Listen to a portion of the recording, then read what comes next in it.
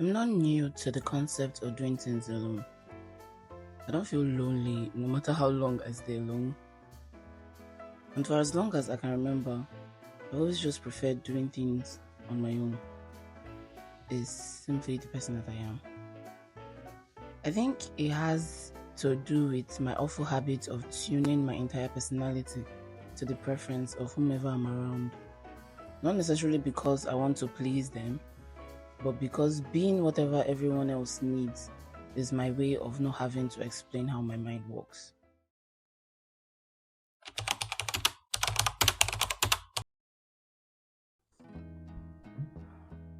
I know it's an inherent human nature to put a label on virtually everything.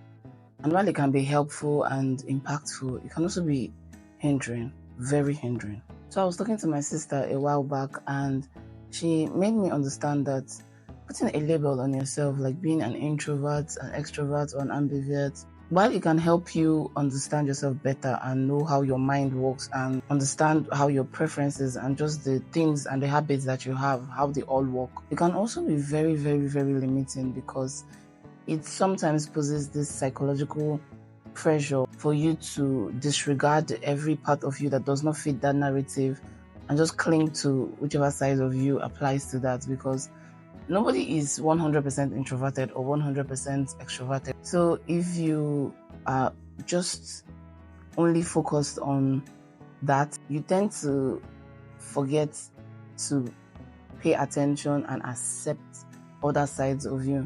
And personally, growing up, I was so reserved. I was so kept to myself. I never really had the desire or the drive to interact or make friends or any of those things. They were not really appealing to me when I was small. So everybody that was ever really my friend, the persons who had the outgoing personality and like dragged me along, and then we'll go, and then all of this and all of that. I never actually shied away from doing things, from activities, from speaking out and being out there in public. But I guess because of how reserved I was, people had the notion that I was shy, and so they exempted me from a whole lot of stuff. She's shy, don't put her, stress her.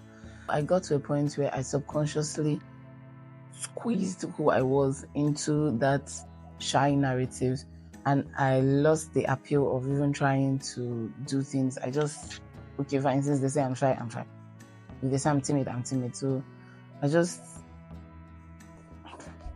I became shy because I was told that I was shy.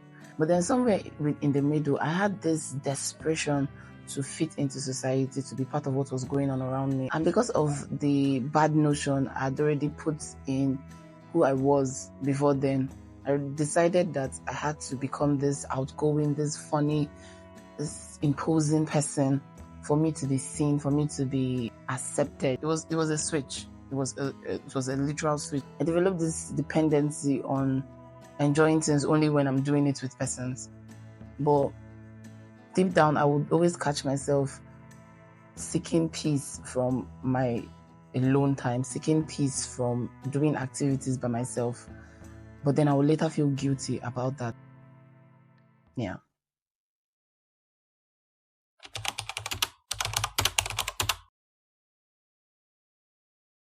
But now, I'm learning to accept that those two distinct sides of me are one and the same. I'm learning that I'm allowed to enjoy my loud and outgoing side, while also nurturing and being at peace with the side of me that needs to get away sometimes. There will always be so many different facets of who I am as a person, so I cannot exactly fit into any of these boxes. I'm learning that there was never anything wrong with me in the first place, and it isn't my duty to be what others need at the expense of losing myself. I'm learning to accept myself the way I am. I'm learning to be me and to appreciate God for all He has made of me and all He has in store for me. It's a journey, and I'm not really in a hurry.